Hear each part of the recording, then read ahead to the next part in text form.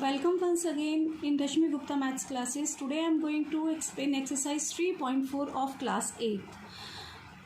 If you want to go in detail of this chapter, you can watch introduction video and the solution of the remaining exercise whose link is given in the description box. So come to the question number 1 of this exercise. State whether true or false. It is state whether true or false. You have to write true or false. All rectangles are square. कि क्या हमारे जो rectangles हैं all rectangles are square, क्या rectangle square हो सकते हैं? If you observe the property of the rectangle, in rectangle opposite sides are equal and parallel, but square में क्या होता है? All sides are equal. तो इट इज़ नॉट पॉसिबल कि सारे रेक्टेंगल स्क्वायर हो, क्योंकि रेक्टेंगल में तो चारों साइड इक्वल ही नहीं होती हैं. So answer is false. Second part, all rhombuses are parallelogram. सारे रोम्बस जो होते हैं, all rhombus figure is this. ये क्या कह रहे हैं? All rhombus are parallelogram. Yes, क्योंकि ये प्रॉपर्टी फॉलो करता है rhombus. Opposite sides equal and parallel, क्योंकि चारों साइड इक्वल होती हैं. और क्या होता है कि एक पैरेललोग्राम की जो मेन प्रॉपर्टी होती है इट इज दैट कि all sides, parallelogram is what? Opposite sides are equal and parallel, और यहाँ पर भी वो प्रॉपर्टी फॉलो कर रहा है. So it is true. Now C part. C is all square are rhombus and also rectangle. Yes, ये क्यों पॉसिबल है? यहाँ पर देखिए, अभी हमने क्या किया था ऑब्जर्व कि रेक्टेंगल स्क्वायर नहीं हो सकते, लेकिन स्क्वायर तो रेक्टेंगल हो सकते हैं. इस स्क्वायर जो है यहाँ पर ये है, ये स्क्वायर है, तो क्या ये रेक्टेंगल की प्रॉपर्टी फॉलो नहीं करता? क्योंकि रेक्टेंगल की अपोजिट साइड्स इक्वल होती हैं और पैरेलल होती हैं. यहाँ भी opposite sides equal and parallel है. भले ही चारों साइड्स इक्वल है, but it follows the property of rectangle. और rhombus have the all properties of the square. Okay, कि all sides are equal. Rhombus में भी चारों साइड इक्वल होती हैं, स्क्वायर में भी होती है, and it also follows the all properties of the rectangle. So it is true. Now, the D part is all squares are not parallelogram. जो स्क्वायर्स हैं वो पैरेललोग्राम नहीं होते हैं. तो दिस आंसर इज क्या है? अब हमें देखिए कि जो स्क्वायर्स हैं ये हमारा स्क्वायर है, ठीक है. Now we have to match the property of square with parallelogram. ये तो स्क्वायर है ही. पैरेललोग्राम में क्या होता है कि अपोजिट साइड्स आर इक्वल. यहाँ भी इक्वल है. साथ में पैरेललोग्राम में अपोजिट एंगल्स आर इक्वल. यहाँ भी इक्वल हैं.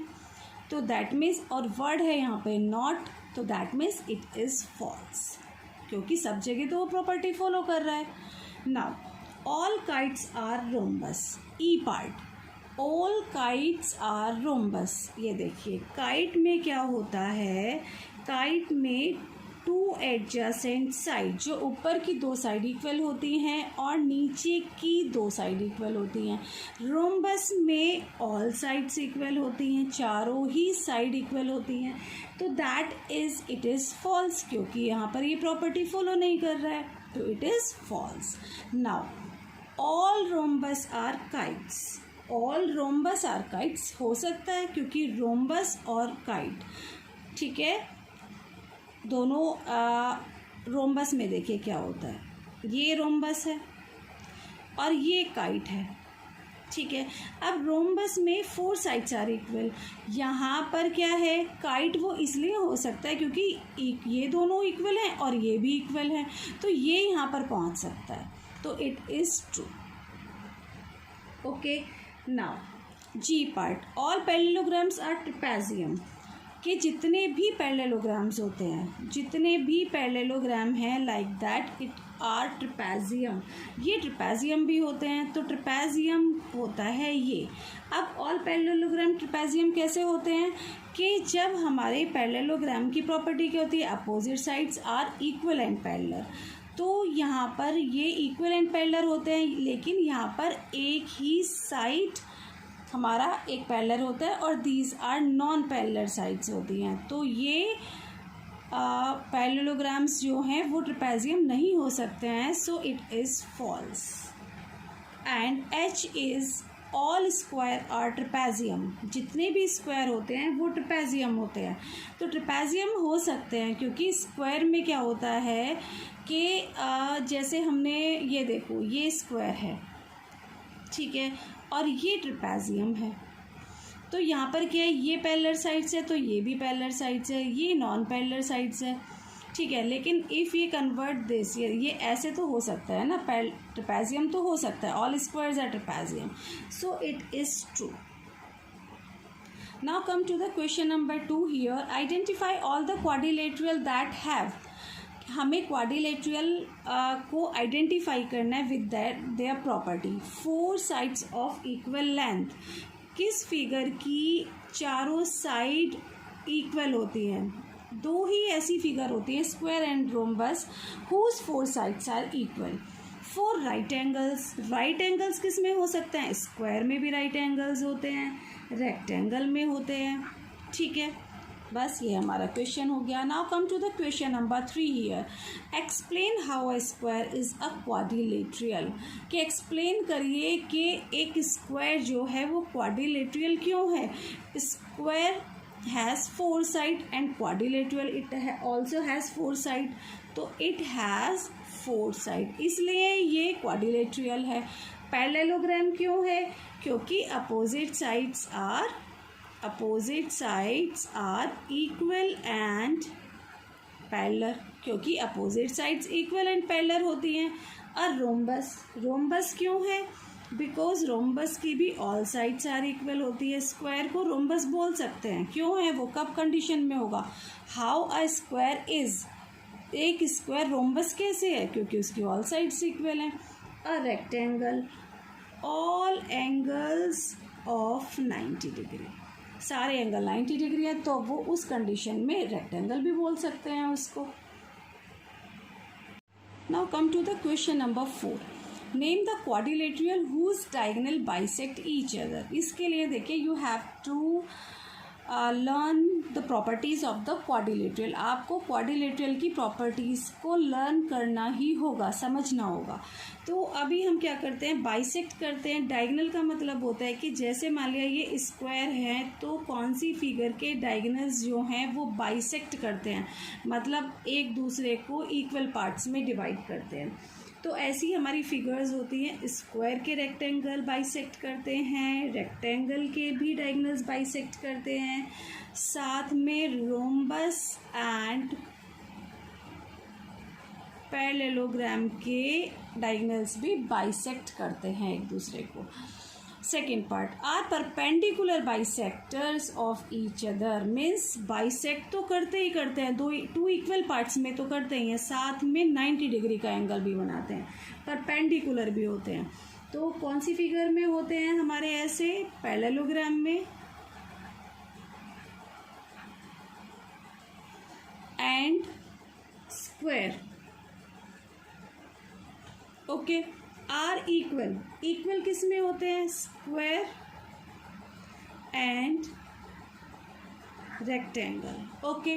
Now come to the question number 5, it is explain why a rectangle is a convex quadrilateral, कि जो रेक्टेंगल है वो कॉन्वेक्स क्वाड्रिलेटरल क्यों है।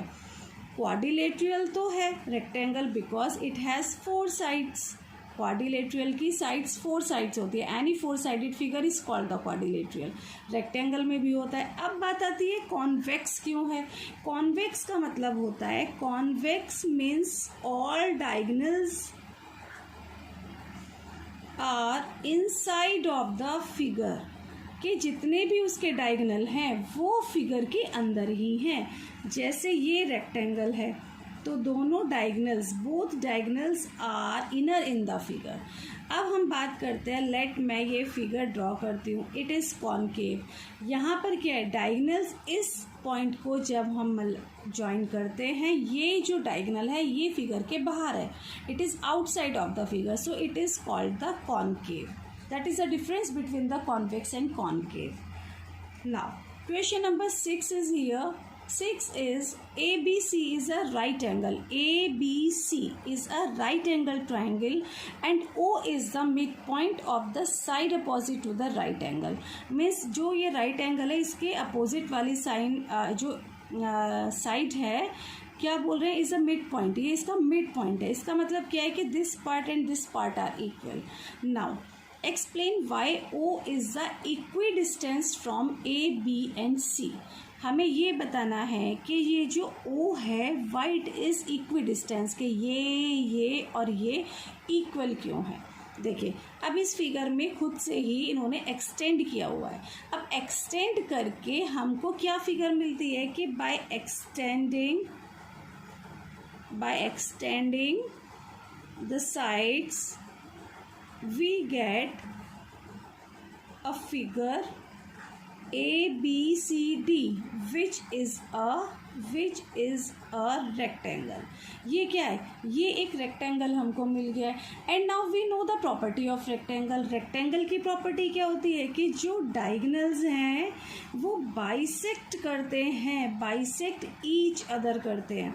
अब AC क्या है, AC इज अ डायगोनल,